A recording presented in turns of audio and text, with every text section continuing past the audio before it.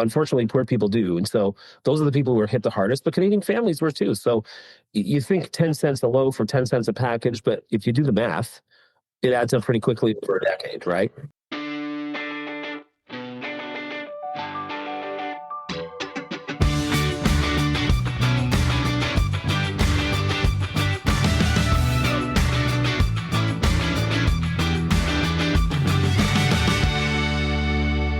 Good evening. Welcome back to Closer Look with Michael Friscalenti, our editor-in-chief here at Village Media.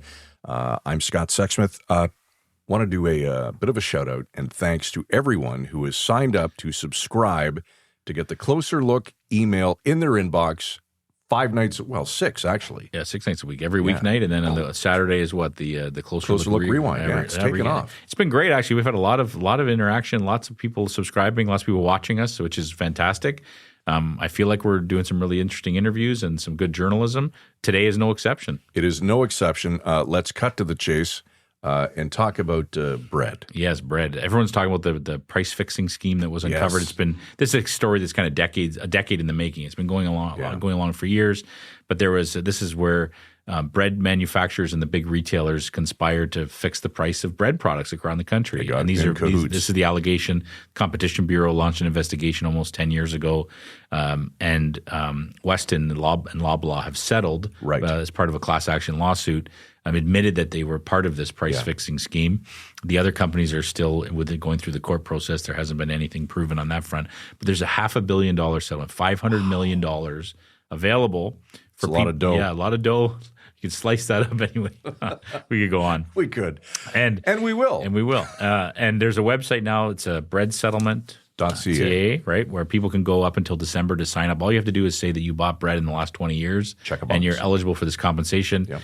Depending on how many people sign up, we'll know then how much money you're going to get. It's not going to be thousands of dollars a person. You're not getting rich. But it's a massive settlement. It's the largest price fixing settlement in Canadian history. And we're going to chat with the lead lawyer who launched the class action lawsuit, Jay Strosberg. He's a Windsor-based lawyer. He's going to talk to us all about sort of how this began, the years of work put into this case, and more importantly, how people can sign up and get paid for this wrongdoing. Lots more headlines this week about an alleged price-fixing scheme that forced all of us to pay a heck of a lot more for a loaf of bread than we should have. Joining us tonight to explain all of the details is Windsor-based lawyer Jay Strosberg, managing partner at the firm Strosberg, Wingfield, Sasso. Jay, thanks for your time tonight. We appreciate you joining us on the show. It's nice to be here. Thank you. Jay, can we start from the beginning? Almost a decade ago, Canada's Competition Bureau executed raids at some of the country's biggest grocery chains. Can you kind of bring people up to speed on what they were investigating? Sure. So about, I think it was 8 or 9 years ago, time flies, I guess, there was Weston announced that they had become the immunity applicant for the Bureau. And they said that they participated in a decade-long price-fixing conspiracy. And they alleged that they, along with Canada Bread, the two largest manufacturers, they had the largest market share of industrial bread, and all the retailers engaged in a price-fixing conspiracy, which effectively meant that people paid more for packaged bread than they should have. So that was, let's say, 8 or 9 years ago.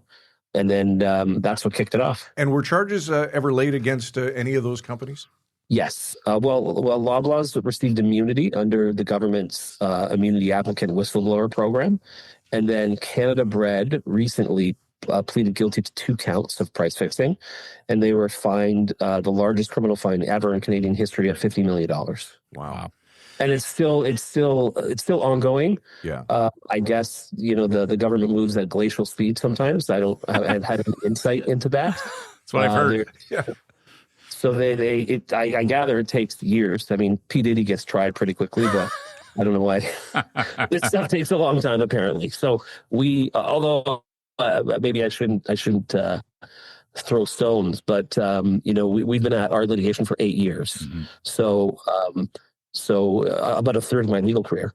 So we've been on this case, and we managed to come to a resolution with one defendant.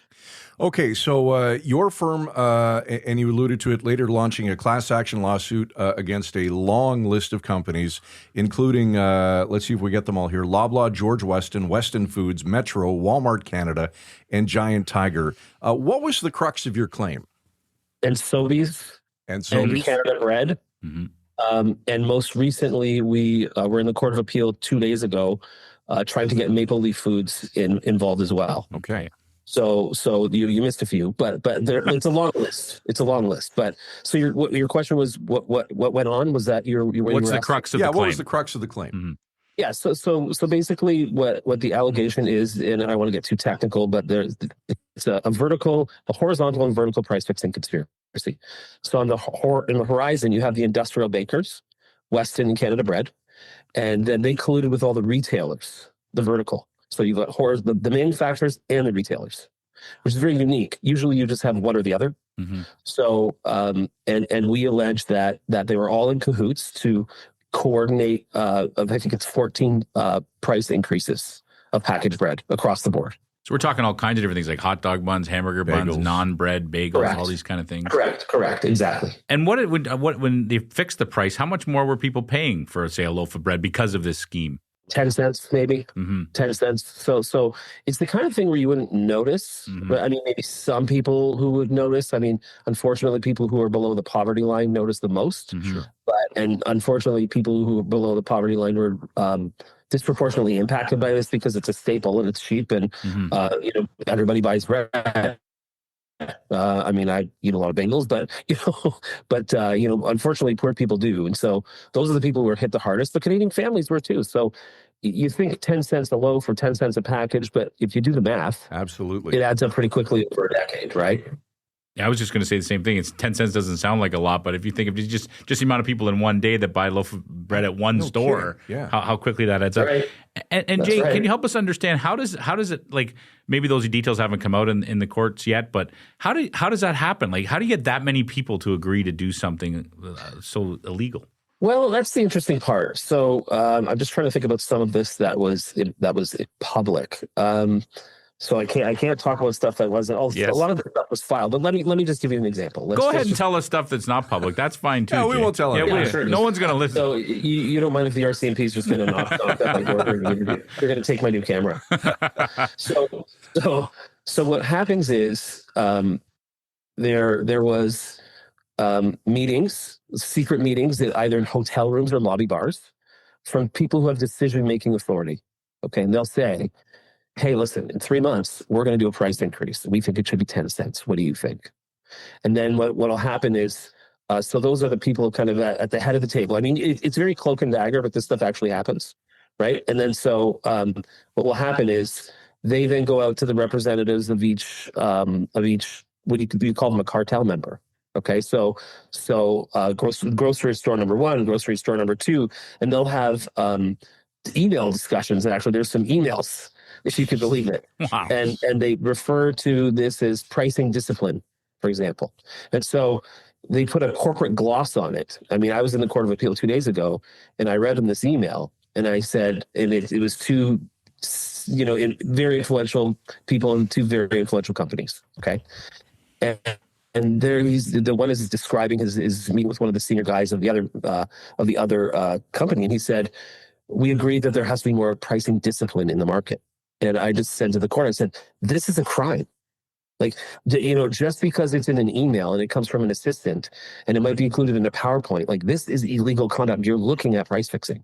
And what was shocking to me is how normalized it was. Like, they just, and they said things like consistent with the last price increase. They're just, it's just so brazen and out in the open, right? It's just like they didn't care. It's just a number on a spreadsheet. So it literally is just like that.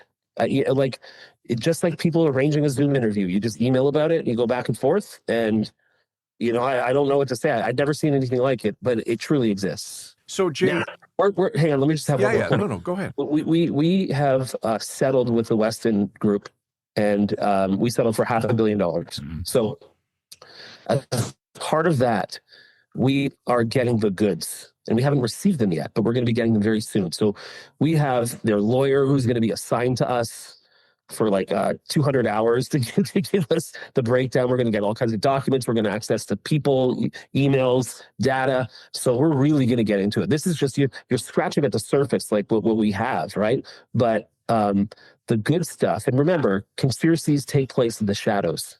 They take place in hotel rooms. They take place in lobby bars. They take place in the back of cars, in the back of limos. Like, these are places I don't get invited to, right? So in order to find out, you really need to have somebody on the inside. So now we do, and that's when the party's going to get started. Now, it's taken 8 years, but that's when we're going to know what happens. I mean, it's going to be fascinating. I think somebody should do a movie about this. Yeah, no kidding. Okay, I'm dying to ask this. Why bread? I mean, it could be anything. Is it because it's only 10 cents and it's a staple and everybody buys it every day? And is that why? Or, I mean, this could have applied to any product. It could. So you're right with everything you said. You said why? You're right with everything you said. But the key ingredient, no pun intended, is that you have to have high barriers to entry. So the three of us can open up an industrial bread making business and have market power. Right? So you need billions of dollars to get in. And it's highly concentrated, which means that there's only a few people, like a few companies that do this. Like Weston and Canada Bread had 80% of the market. Wow. So it's the market structure so that's the first thing. It's the market structure, and then it's the product. But I mean, you'd be surprised. I mean, we've done chocolate, we've done foam, we've done vitamins. I mean, we've been involved in a ton of cases. Like, it's susceptible. I mean, you think about, the last U.S. election and in the last Canadian elections to a certain extent, everybody's talking about inflation, especially grocery inflation, grocery prices for grocery products. I mean, in the U.S., this is rampant. Like, I would say, like, if there's 10% inflation, probably 2 or 3% is about collusion, right? You can just peel it right off the top. So it's just, but you're right. A lot of it is just that it's bread, and everyone buys it, and nobody else can get in the business, and it's controlled by a couple of guys. That's really what it comes down to. Like, wild. Two guys like you could sit in a room like you're sitting right now. And just hammer it out, out the next price increase. Like you just said, we can't even aspire to get a Zoom call right, so that's not going to happen. But it's not going to happen. I'm the same way. But you know what, Jay? You mentioned 8 years you've been toiling away at this, you and your team, and obviously you're an experienced class action lawyer. Was there any moment where something did shock you, a piece of evidence that came out? Because when you really think about this, it's shocking to me as I just get up to speed on it. The fact that companies that you shop at their products all the time could do this. Was there any moment that shocked you? Yeah, when I first read in the Globe and Mail what had happened. When I first read that one of the companies received immunity, I mean, it's interesting that, I mean, I guess in public policy, it's the way that, you wouldn't have discovered it other than the immunity applicant. But yeah, I mean, the whole thing was shocking. And it's these emails that we received from Canada Bread, right? So Canada Bread was owned by Maple Leaf. And during the time of the conspiracy, Maple Leaf was the major shareholder. And then Canada Bread sold, Maple Leaf sold Canada Bread to a Mexican conglomerate, and then the Mexican conglomerate is running this company, and all of a sudden they get hit with $1 billion lawsuit. Well, I'm sure Maple Leaf never told them about that, right? So Maple Leaf is now Canada Bread has now sued Maple Leaf, and so they're suing each other, Maple Leaf and Canada Bread. That whole dynamic is shocking, and that's where we received these emails. So those emails are shocking. Yeah. That is fascinating. And those emails go to the highest levels of the company, the top. Yeah. Okay.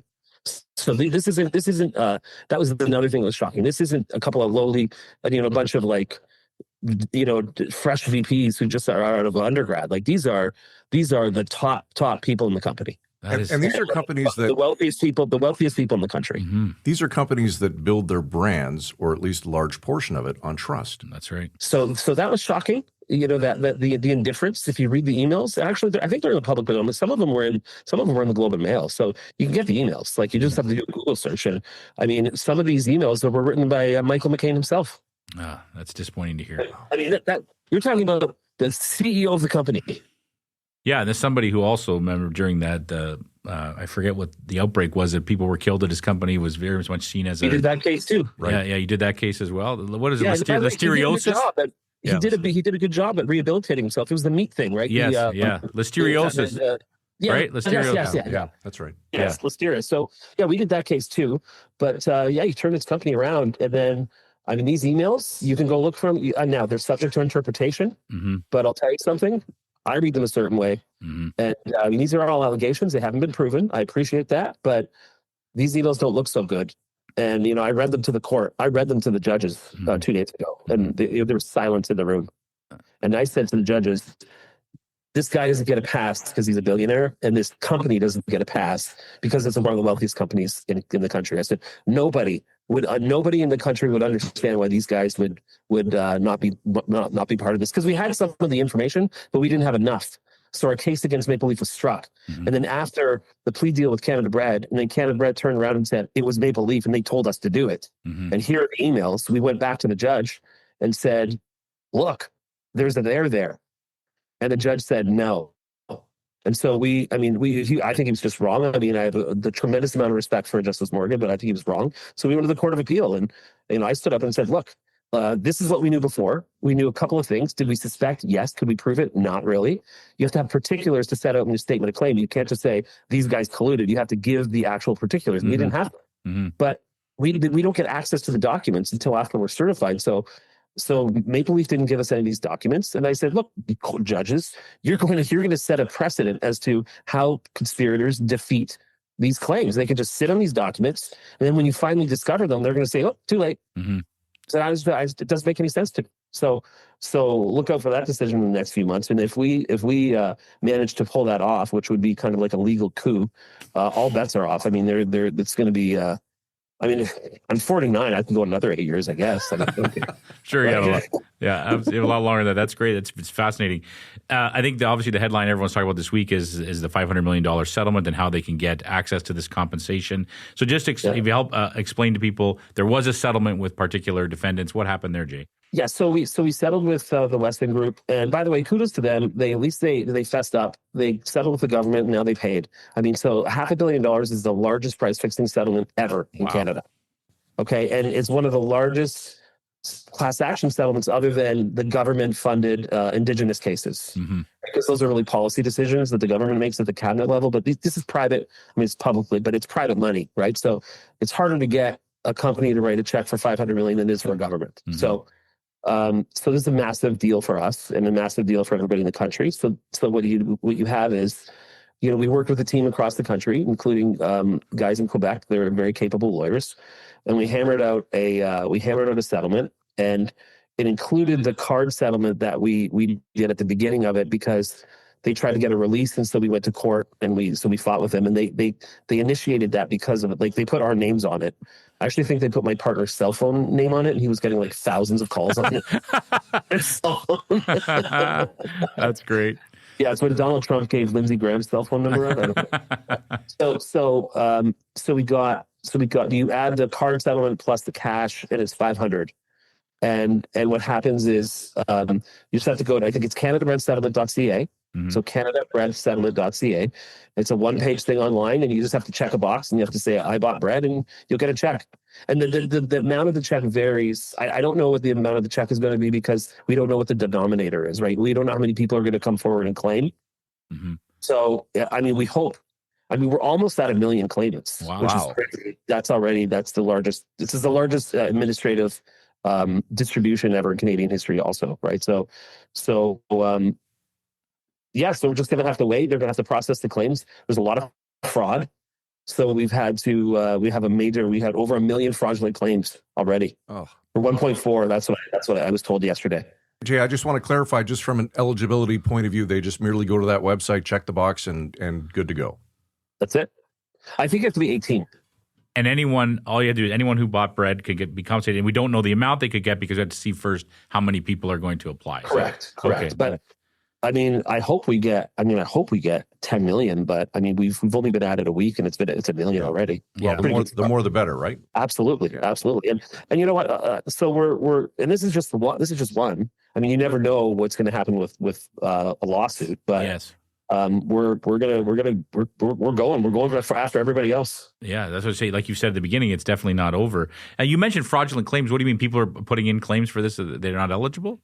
Bots from China. Oh, yeah. We get that all the time too. Seriously, we have a whole fraud team that has to monitor this, because we don't want any of that, happening, obviously. So it's just, it drives the cost of administration up, but we got to protect it. So for sure, it's a lot of money. For sure. Can you try to put a ballpark? Like how much maybe could somebody get after this all closes in December? I don't let between 25 and 75. I don't 75. know. I really, I don't know. It's hard. Yeah. I mean, it's hard to know. I mean, we're going to, depending upon like what we'll do is we'll get all the claim forms. We'll get all the claims processed. Then we'll just hash it out and go back to the judge and say, okay, let's just gross everybody up depending upon how much is left, right? Yeah. Like if only 10 people claimed, we're not going to give people millions of dollars. But if 5 million people claim and we wanted 10 million, we'll see how much whatever's available. We're going to put as much money in the pockets as people as we can, in the pockets of Canadians as we can, and that's why it's important to go to the website and claim. Everybody's bought bread. Just claim. Yeah. Well, we're talking. You guys should claim. I was talking to people about it last night. They didn't even know it existed. So I can guarantee you're going to get a bit of a spike tonight when this show comes on. I really appreciate you guys taking the time to talk to me about it, because that's the most important thing. None of this works unless we get money into the hands of people, right? Yes. Yeah. The one thing, I mean, we took it away from the defendant, from Weston. Now we got to give it to people. Mm-hmm. That's the most important part. Those two pieces are the most important part. Mm-hmm. How gratifying is this for you, Jay? I mean, obviously, like you said, toiled away this for 8 years. Was there a moment where you poured yourself a drink and said, wow, this was something? There are a lot of moments where I almost threw up, frankly. Well, I mean, so the problem is, I mean, you think it's like, oh, we had a whistleblower, but I mean, it's the criminal and civil liability are completely separate. It's a very complicated area to deal with. And it's very stressful, and it took a toll on me personally, frankly, because the more you get into it, the more you're working on it, and the more you're working on something you haven't been paid for 8 years. Mm-hmm. Yeah. And I'm trying to run a business, and I have responsibilities to the families of the people who work for us. So, so it's like, okay, we want to get on with it, but at the same time, you don't want to give away the farm, right? So it's, but yeah, I mean, I'm still a little bit in shock, frankly. I paid off my credit card last week. That's great. Jay, I know there's a lot of things that you can't comment on for legal reasons, but is there anything that we didn't cover this evening that you wanted to bring up before we let you go? No, I can tell you that I've done a ton of media. I was on the BBC. I was on everywhere. I was on everywhere across the country. And these are the best questions that I received. Like, I'm telling you, I'm not just blowing smoke. These are the most thorough and thoughtful and insightful questions I've been asked. So I'm really happy that I came on. Well, that's high praise coming from a lawyer. That's great. Appreciate it. Yeah, I'm serious. I was on the BBC, and the lady was kind of rude and was cutting me off, and I'm just like, man. Like, I don't know what's going on with you, but you guys have the best questions. So no, you could have covered everything. So thank you. I mean, if you are having more questions, let me know. No. And I'd be pleased to talk to you about any of my cases or on this one. So I'll keep you guys in the loop of what happens. Oh, that's great. We're definitely going to use that quote in the next promo video we do for the show. So we'll get you to sign a waiver for that to make sure that's okay. No, but that's great. I'm going to subscribe as soon as I hang up here. Absolutely. It's free. It's just a good point. It's free to everyone to subscribe. Just need your email. Yep. It's a great conversation. We try to have these conversations every day that go well beyond the headlines to just let people understand what's going on, how this issue came to be, and what they could do. Right. Yeah, and let's hope that a lot of people jump on the website. What is it? CanadaBreadSettlement.ca? CanadaBreadSettlement.ca. Amazing. Good stuff. Amazing. Thanks so much, Jay. Thank you. Thank you for having me. You betcha. Jay Strosberg, the managing partner at the law firm Strosberg, Wingfield, Sasso. Jay, appreciate your time. Good to see you. It's fascinating to listen to a guy like Jay tell the behind the scenes stuff. I mean, that could be a movie. Yeah, he's not wrong. It could be a movie. And absolutely. And as someone, I've been fortunate in my career, I spent a lot of time doing stories about complex court cases. Right. And with civil cases, like he said, once the class action lawsuit is certified, then discovery starts and documents start being provided, internal emails, things like that. And when you get to actually dive into that and see what people are saying to each other, and like as he described, it's fascinating. Like he said, there's a whole big load of documents to come, right, as part of this settlement that him and his team are going to be digging into. So there's a lot more of the story that's going to kind of be known to the public, what was going on behind the scenes. But it does – the problem with this story for me is it raises a ton of trust issues. Does it ever? Because we all go to the grocery store. Yep. Prices are through the roof. We're all frustrated with the cost of our grocery bills are just astronomical compared to what they were pre-pandemic. And they wonder, okay, well, there was this 20-year, 14-year conspiracy to fix the price of bread, which is a staple. Yeah. Well, what else is fixed, right? Exactly. Like what We'll else? never know. We'll never know. Like, I don't want to say products. I don't want to libel anybody, and right. I don't think we would. But it could be anything you put in your grocery cart, right? Yeah. So if you can't trust, these companies that do commercials talking about how they're all for the they do good deeds for their community, in communities, they give charitable donations, they're pillars of society, Right. And then you hear that they're all involved in basically an organized crime operation. Because that's what it amounts to. That's what it amounts to, Yeah. right? And it's not encouraging, and so you can see why people get frustrated. They're frustrated enough by the price of groceries, and now to hear this, and so maybe they're going to get, as he said, $25 to $75 in a gift card. It'll help, but Sure. Is that going to make up for 14 years of how many times you bought a loaf of bread or a pack of hamburger buns? Yeah. Over the cost. And it's bad enough to, today to be dealing with what we call shrinkflation, right? Mm-hmm. Where, the packaging is a little smaller, Yes. what's inside the package is a lot less. But these companies that we all grew up, knowing and trusting and buying from to have this happen. And we have a huge trust problem in the world today overall. We just don't trust anything we read. We don't trust anything we see. And now we don't know if we can trust the prices that our grocery prices aren't fixed. Exactly. So we'll leave on that happy note, Scott. We will. Tomorrow night, Mayor Alex Nuttall from the city of Barrie joins us to talk about his encampment situation. Yeah, this is going to be a fascinating interview. All eyes are on the city of Barrie right now and on Mayor Nuttall because he's declared a state of emergency a couple weeks ago around homeless encampments. Right. As we talked about on the program, there was a major crime there. A person was arrested involved with 2 murders in a homeless encampment. Yes. It led to it being shut down and dismantled. And his state of emergency basically is giving his city more resources to deal with the problem, not only to take down encampments, but to find help for the people who are living in these places. And it's a drastic step, Scott, that people that no other city has really taken. So everyone's watching, and I believe yesterday he put out an open letter to Premier Ford saying we need help. We need more help. Yep. Communities are struggling with this issue. This is a provincial responsibility. We need more help.